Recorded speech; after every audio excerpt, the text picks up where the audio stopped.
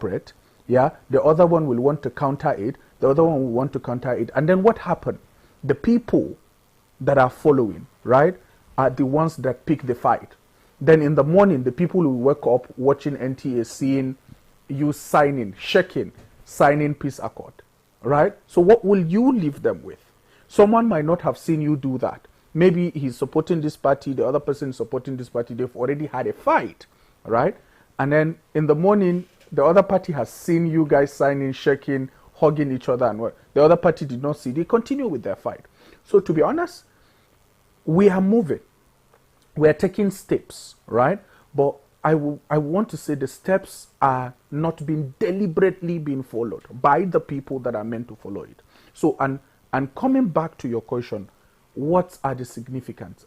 After signing the accord, literally you've watched the presidential campaigns across the country. There have been a lot of banters, there have been a lot of insult and what have you. And we've seen some numbers of attacks on INEC offices and INEC materials, right?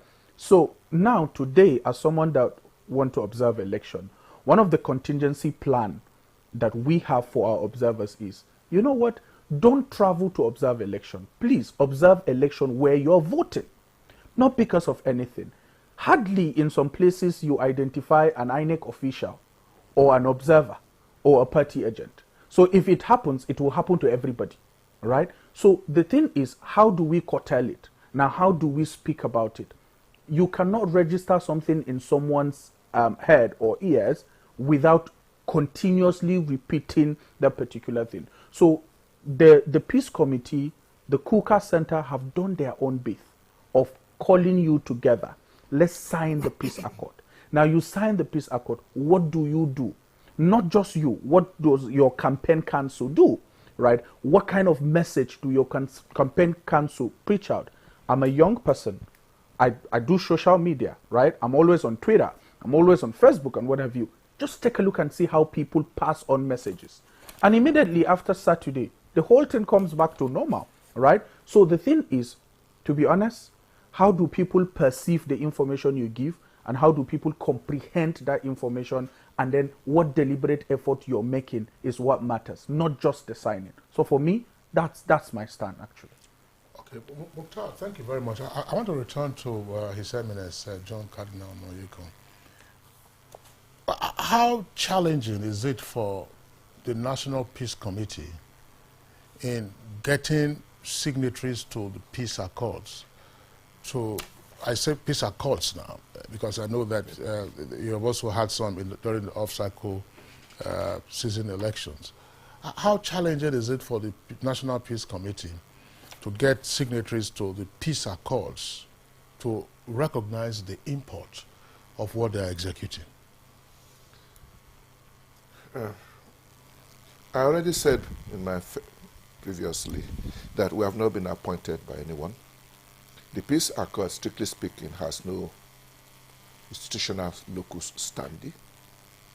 And somebody was mentioning about saying if the parties do not follow what the peace accord says, do we have any way of sanctioning?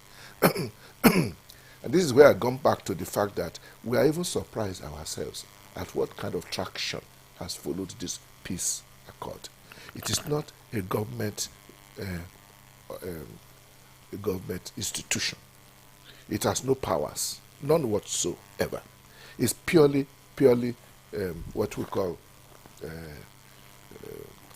it's a kind of Suasion? I'm looking for the word. I'm almost say spiritual, moral. Yes, that's the right word. It's a moral force. It's like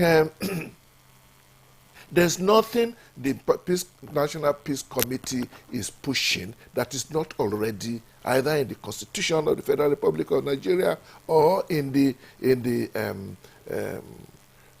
electoral acts. So we are not making any new laws for anybody.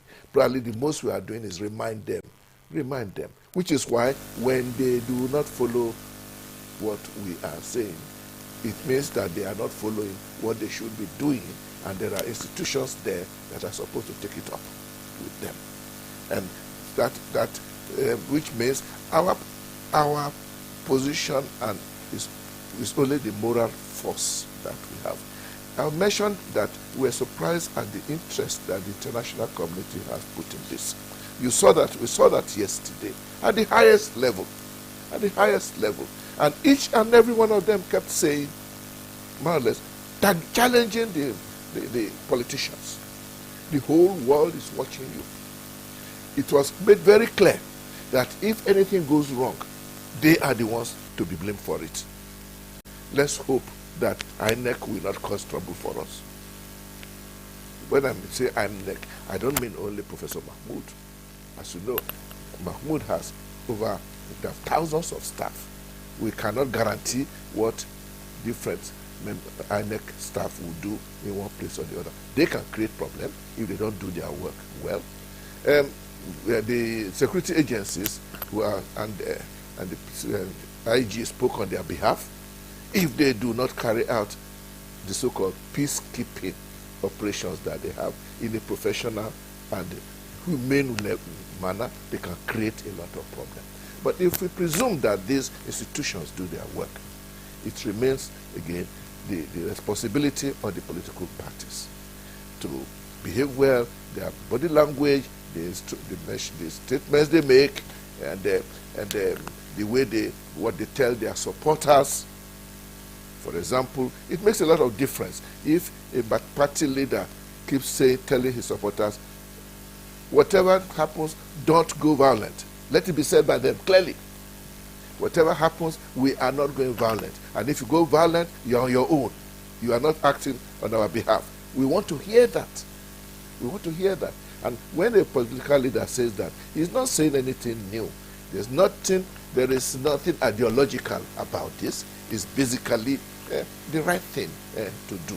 So that is what I want to stress, that we are not a government agency. We are surprised that people are taking it seriously, not only the international community, but also the party, the politicians themselves. It is interesting. There was no difficulty. In fact, it seems that all of them were anxious to come when we invite them. And I think it is good that it's about the only forum where they meet, all these political parties, where they meet where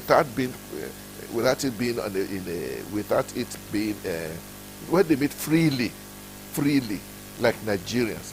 It is wonderful for me yesterday to see them, all those 18 future presidents of Nigeria, or the prospective presidents of Nigeria, lined up according to the alphabetical order of their political parties. And is it possible? I'm sorry, Your Eminence. Is it possible that perhaps you are understating the significance of the moral force that the peace accord represents? Because if you look at the presence of members of the international community and the caliber of representation, United Nations Secretary General was represented through the special representative. The Commonwealth was also present. At the top level, Secretary General of the Commonwealth, former heads of state who are leading various observer missions for ECOWAS, for the AU.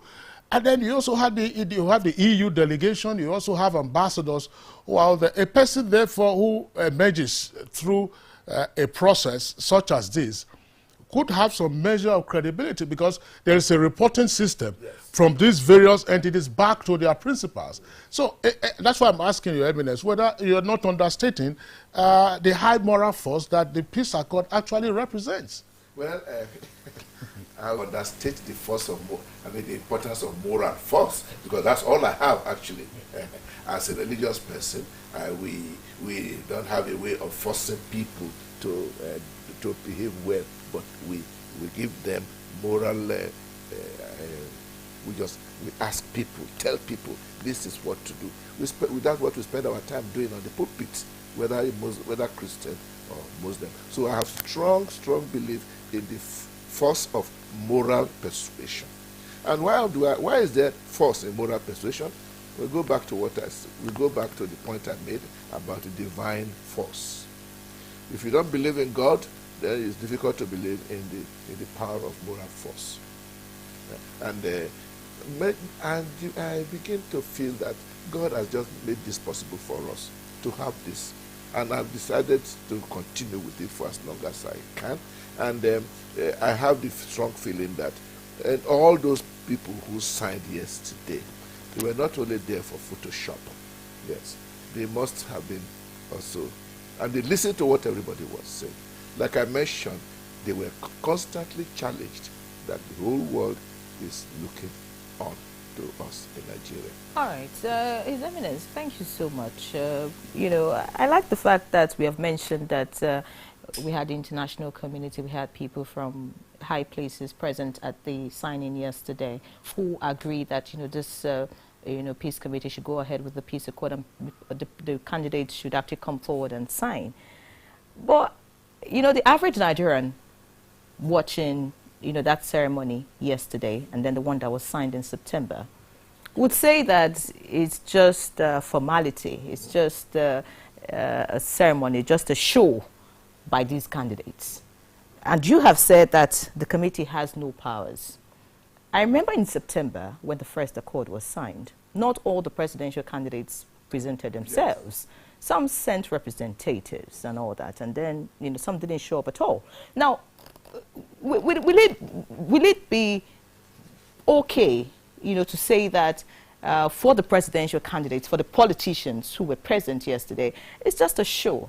Just to say that, okay, fine, we agree to this, what the committee is doing, but they don't have the powers to hold us down. And then, you know, they'll still go ahead, whatever they want to do come Saturday. Because we have seen that play out during the campaigns.